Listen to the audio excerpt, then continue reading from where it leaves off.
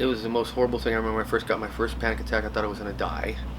Um, and I didn't know what was going on. That's when I was drinking at the time a lot heavily, and drugs and everything else.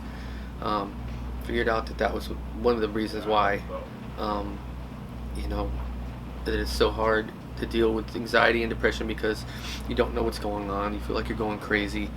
And it eventually, because I started getting really paranoid and thinking that medicine was bad for me and all that stuff like that, I wouldn't take any kinds of meds or anything like that. And I actually turned a little bit schizophrenic for a while.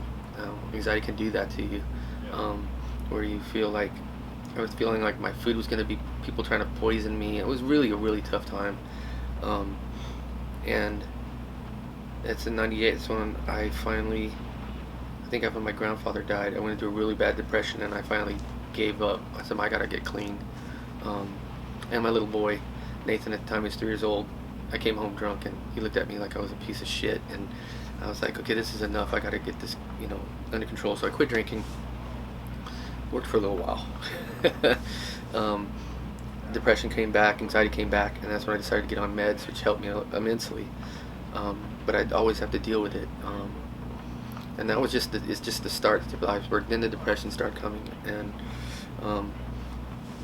I can't really explain what depression is like unless you suffer from it. It's a horrible thing. It's like walking around with a giant lead blanket on you. Nothing excites you like you used to. Nothing excites you. Things that you used to enjoy don't enjoy it anymore. The concept of happiness is just not. You can't get it at the time. So I went through really tough times with that, and finally got on some medicine, and that helped. But that was just the start of the battle. I still deal with it to this day. It's a very dark place. It's really hard, and thank God that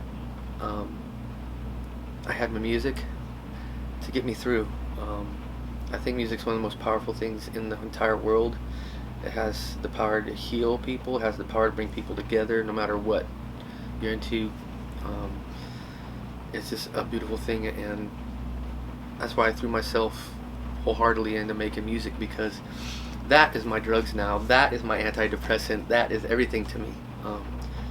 I think people with suffer depression need to find something, an outlet to express themselves and let those bad things out of their head. It helped me a lot, immensely. In your brain, depression shit can get misplaced. It's like a file cabinet. And then I went through this therapy called EMDR therapy, where I watched this like Knight Rider light back and forth. It's because I had post-traumatic stress disorder from working at the coroner's office, and I had horrible nightmares and shit. And the doctors explained to me that sometimes your brain, when you experience traumas, depression, that your brain can't properly store that away, so it keeps coming back to fucking haunt you in your dreams or in thoughts.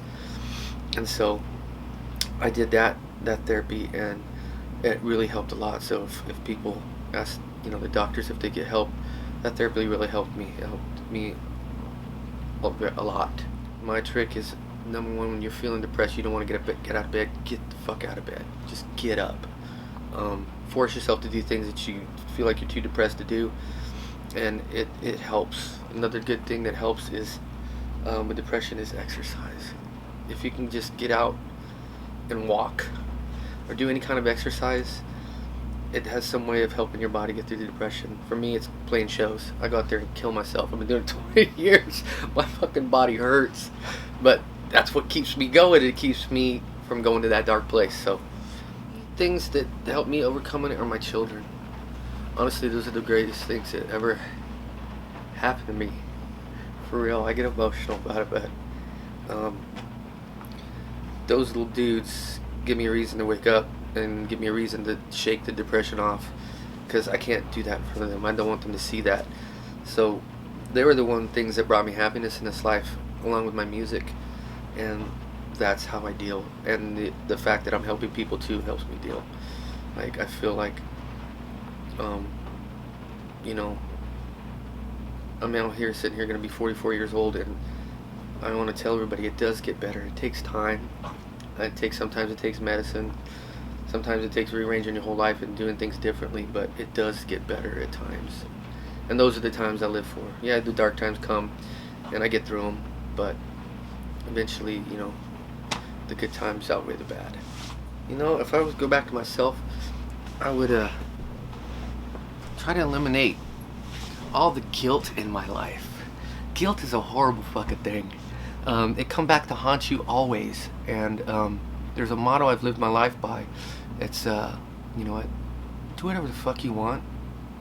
Don't let any outside influences try to make you do something you don't want to do. As long as you do what you want and you're not hurting anybody, that shit goes away. There's many experiences, like if fucking guys want to go out and bang a million chicks, right? Don't be married. Don't have a family. If you want to go be an alcoholic, be drunk, do all that, go do that. Make sure you don't have anyone you're gonna hurt. You need to eliminate all guilt out of your life, or try to. Most of the bullshit.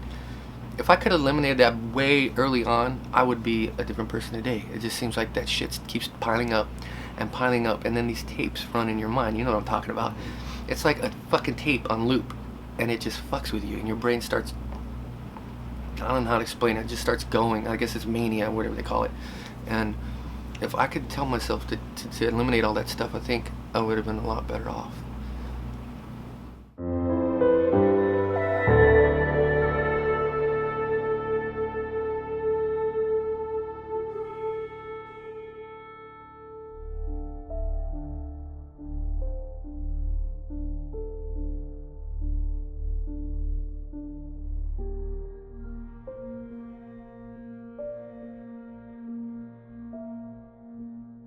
I would like to tell all of you that you matter and that you're needed, and y'all definitely rock.